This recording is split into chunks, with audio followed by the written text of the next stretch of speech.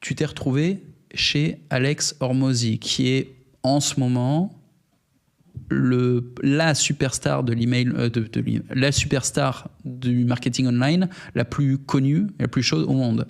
Enfin, c'est le plus gros mec en marketing mondial, Ouais. quoi. Et t'as débarqué chez lui à Vegas. Ouais, alors pour le coup, j'étais pas sur son sofa, même si j'aurais bien aimé.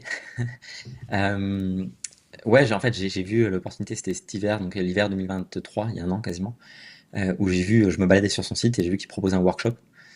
Et parce que j'avais un contact d'un contact qui travaillait avec lui, qui m'avait envoyé un message en disant, tiens, check sur le site, regarde, il peut y avoir un truc qui peut t'intéresser. Donc j'ai regardé et j'ai tout de Mhm. suite pris un appel avec un membre de sa team. Et j'ai dit, peu importe le prix, vous me mettez un billet. Et en fait, le prix n'était pas si élevé que ça, tu vois. Et je suis parti un mois après ou un mois et demi après à Vegas, en étant mineur là-bas, parce que du coup j'avais 19 ans à ce moment-là. C'était quoi le prix? C'était 3000 $. Ah ouais, ça Donc va. c'était vraiment, C'était un c'était peu donné rencontré. quoi. J'aurais été prêt Et à mettre 10 fois plus. question, t'avais quel âge? 19 ans. Ok, donc 17 ans, Bootcamp Toucan, 18 ans, Sofa Doussama, et 19 Ouais, ans, ouais, la rencontre avec Alex Hormozy. exactement. Et donc, je sais pas ce que je vais pouvoir faire pour mes 20 ans. Il y a intérêt à ce que je me bouge. Euh, mais du coup, ouais, c'est ça. Je suis arrivé là-bas, j'étais le seul français. Parce qu'en fait, ils ont fait maintenant pas mal de workshops, ils les réitèrent. Mais à l'époque, c'était le tout premier, c'était la toute première version. C'est-à-dire que c'était vraiment la V0, quoi. Euh, je suis arrivé là-bas et j'ai eu des galères pour les hôtels parce que forcément à Vegas c'est 21 ans, donc j'étais Ah ouais. mineur pour passer la douane et voilà.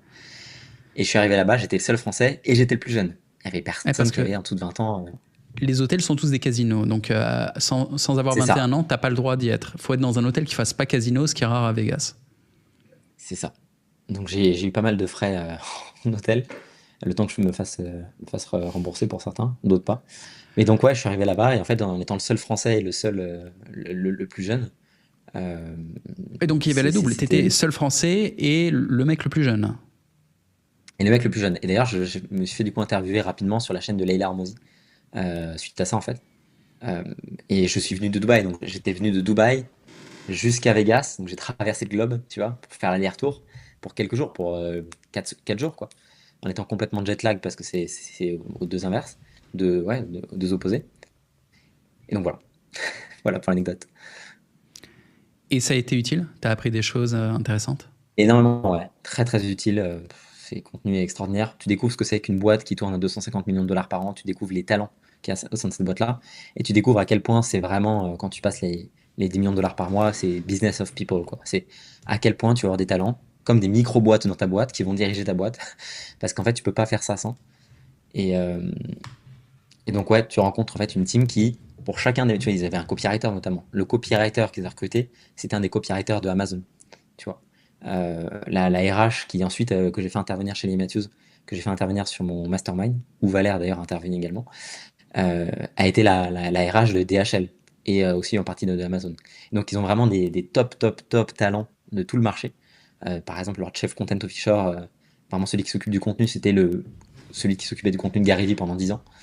Euh, donc on avait vraiment les meilleurs du marché dans chacun des domaines et chacun était un maître en fait dans son domaine. Donc c'était extrêmement intéressant de pouvoir voir à quel point juste un mec de leur team nous bat tous, tu vois, alors qu'il bosse pour lui quoi.